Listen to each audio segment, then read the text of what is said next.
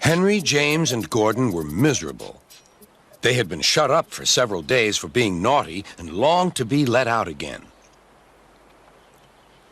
At last, Sir Topham had arrived. "I hope you are sorry," he said, "and that you understand that every job on the railway is important. We have a new tank engine called Percy, who helps pull coaches, and Thomas and Edward have worked the main line nicely. But I will let you out now if you promise to work hard." "Yes, sir," said the three engines, "we will." "That's good. But please remember that this no shunting nonsense must stop." Sir Topham Hatt then told Percy, Edward, and Thomas that they could go and play on the branch line for a few days.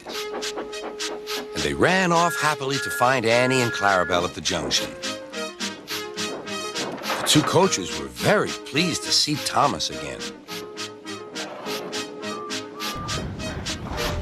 Edward and Percy played with the freight cars. "Stop, stop, stop," screamed the cars as they were pushed into their proper sidings. But the two engines laughed and went on shunting till the cars were tidily arranged.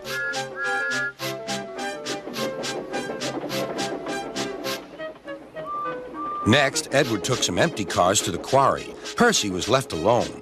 He didn't mind that a bit. He liked watching trains and being cheeky to the other engines. "Hurry, hurry, hurry," he would call, and they got very cross.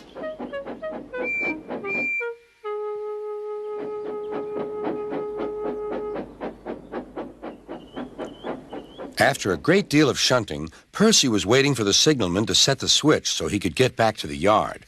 Percy was being rather careless and not paying attention. Edward had warned Percy, "Be careful on the main line. Whistle to the signalman that you are there." But Percy didn't remember to whistle, and so the busy signalman forgot him. Percy waited and waited. The switch was still against him, so he couldn't move. Then he looked along the main line. "Beep, beep!" He whistled in horror, for rushing straight toward him was Gordon with the express. "Oh!" groaned Gordon. "Get out of my way!"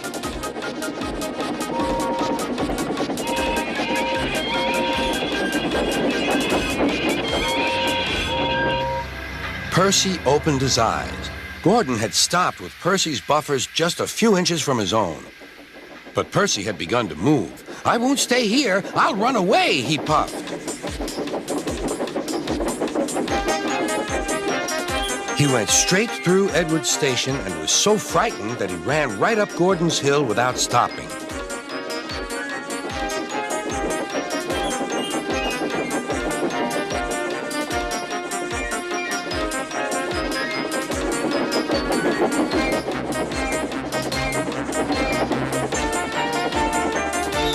After that, he was tired, but he couldn't stop. He had no driver to shut off steam and apply the brakes. "I want to stop! I want to stop!" he puffed. The man in the signal box saw Percy was in trouble, so he kindly set the switch. Percy puffed wearily onto a nice empty siding, ending in a big bank of earth. He was too tired now to care where he went. "I want to stop! I want to stop!" "I have stopped," he puffed thankfully. "Never mind, Percy," said the workmen as they dug him out. "You shall have a drink and some coal, and then you'll feel better." Presently, Gordon arrived. "Well done, Percy. You started so quickly that you stopped a nasty accident." "I'm sorry I was cheeky," said Percy. "You were clever to stop," replied Gordon. Then Gordon helped pull Percy out from the bank. The two engines are now good friends, but Percy is always most careful when he goes out on the main line.